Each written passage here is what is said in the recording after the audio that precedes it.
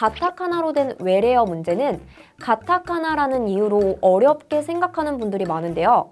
가타카나 절대 어려워할 필요 없습니다. 외래어는 우리나라와 마찬가지로 영어가 베이스니까 어떤 단어인지 유추를 해본다면 정말 쉽게 접근이 가능해진답니다.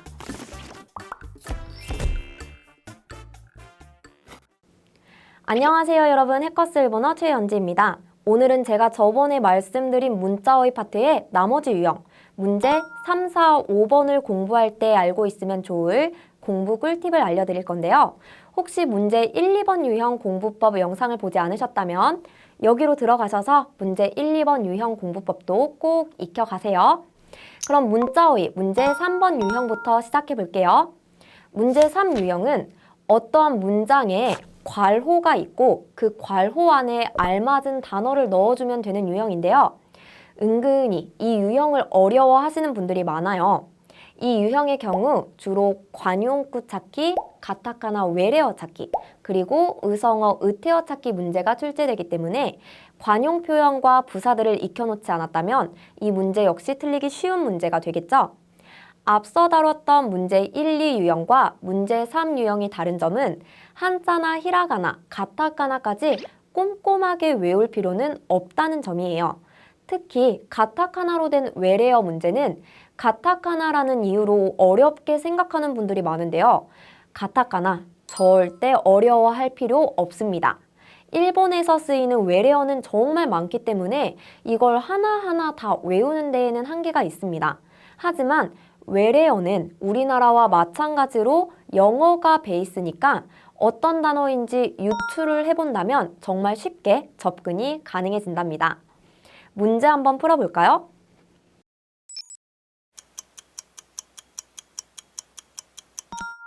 페ットボトルは 나니나니 시테 쿠다사이. 페ットボトル? 아, 페트병. 페트병을 어떻게 해달라는 말이구나 라고 먼저 생각해보고 보기를 읽는 거예요. 페트병을 어떻게 해달라는 걸까? 1번 리쿠에스토. 리쿠에스토? 아, 리퀘스트, 요청이구나. 다음 2번 리사이크ル. 리사이크ル? 리사이클. 감이 조금 오시나요? 재활용의 리사이클입니다.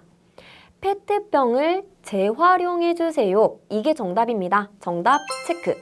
그래도 다음 보기 한번 볼게요. 3번 리즈너블. 리즈너블, 리즈너블. 합리적인 이라는 뜻이겠네요. 다음 4번 리타이어. 리타이어는 뭘까요? 퇴직이나 은퇴를 뜻하는 리타이어입니다. 계속 발음을 해보면서 어떤 의미일지 생각해보면 충분히 유추가 가능한 정도의 단어가 나오니 가타카나 문제가 나왔을 때 겁먹지 마시고 이렇게 발음을 하고 유추해보는 연습으로 다 맞춰버리자고요. 그렇다면 관용구 표현이 나오는 문제들은 어떻게 해야 할까요? 우선은 교재에 나와 있는 아이들을 위주로 열심히 외우는 수밖에 없어요. 특히 뉘앙스 파악을 위해 해당 관용구 표현이 나온 문장 하나를 통째로 암기하는 것을 추천드립니다. 우선 문제 먼저 보고 갈게요.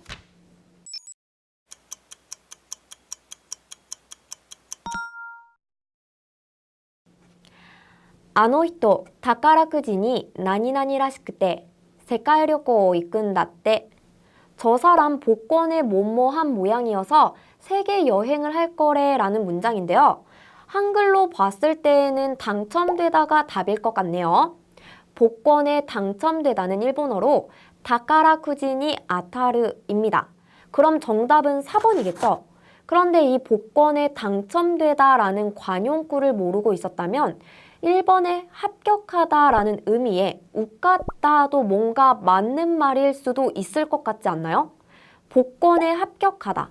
한국말로 하면 말이 안 되지만 다카라쿠지니 웃갔다. 일본어로 얘기해보면 뭔가 그럴듯한 것 같기도 하고 이렇게 관용구는 명사와 동사를 따로 보면 조금 헷갈릴 수도 있는 보기들이 나와서 해당 표현을 사용한 문장을 통으로 암기해보는 것이 좋다고 말씀드린 건데요.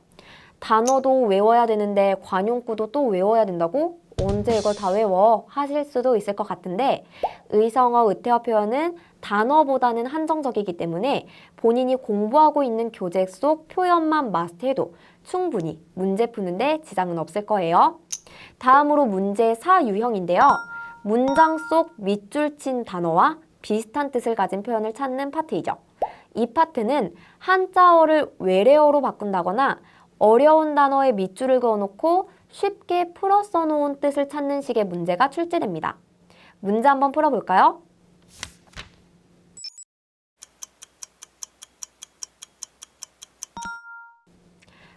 히가 그레때 이르노데 가에리마쇼. 히가 그레르는 무슨 의미일까요? 혹시 무슨 의미인지 몰랐다고 해도 걱정하지 마세요. 가에리마쇼라는 게 돌아갑시다 라는 의미이니까 날이 저물었으니까 돌아갑시다 라고 유추를 해보면 됩니다. 자, 그렇다면 선택지에서 날이 저물다와 비슷한 의미의 표현을 골라볼까요? 1번 아카르크나테이르. 요거는 밝아지고 있다 아니겠죠? 2번 크라크나테이르. 어두워지고 있다? 이게 답이겠네요. 3번은 사무크나테이르. 추워지고 있다. 4번은 아츠크나테이르. 더워지고 있다. 계절감을 표현한 말인데 해가 뭐뭐해지고 있다 라는 표현을 골라야 하니까 답이 되지 않겠죠? 마지막 문제 5유형은 제시된 단어가 올바르게 사용된 문장을 고르는 문제입니다. 먼저 이 문제를 풀 때 꼭 알아야 할 중요한 포인트 2가지를 말씀드릴게요. 첫 번째로는 뉘앙스를 파악해야 합니다. 단어를 외울 때 그 단어가 들어간 문장도 함께 외운 적이 많다면 이 유형 정말 도움이 많이 될 거예요. 예를 들어 볼게요. 아이즈는 신호, 사인이라는 의미의 단어입니다. 그런데 그냥 신호, 사인이라고만 외웠다면 이 아이즈가 어디에 쓰이는 아이즈인지 조금 헷갈릴 수 있어요. 왜냐하면 신호등 할 때의 신호인지 아니면 가수에게 사인을 받다 할 때 사인인지 어떠한 상황에서 쓰이는 의미인지를 모르기 때문이죠. 여기에서 말하는 아이즈, 신호는 야구 시합에서 포수가 투수에게 보내는 신호나 사인을 말합니다. 그러니까 앞에서 말씀드린 신호등이나 가수의 사인과는 다른 사인인 것을 알고 있어야지만 문제를 맞출 수 있겠죠. 두 번째로 제시된 단어의 품사를 파악하는 것입니다. 예를 들어 신세츠라는 단어가 제시어로 나와 있다고 해볼게요. 신세츠는 친절하다라는 뜻이면서 나형용사라는 걸 알고 있다면 문제를 풀 때 훨씬 수월합니다. 나형용사는 끝이 어떻게 끝나는 형용사였죠? 다로 끝나는 형용사죠. 그러니까 혹시 문장에서 신세츠 데스라거나 신세츠잖나이가 아니고 의미 그대로 직역해서 신세츠 스루와 같이 나왔다면 문법적으로 틀렸으니까 틀린 답이 되겠죠? 단어의 품사와 더불어 그 단어의 변형도 기억해 본다면 문제 5번 유형이 좀 더 풀기 쉬워진다는 점 꼭 기억해 주세요. 자, 이렇게 문자어의 모든 파트의 공부 꿀팁을 살펴보았는데요. 꿀팁들이 너무 많아서 기억하기 힘든 여러분들을 위해 제가 여기에 한 번에 정리해 드릴게요.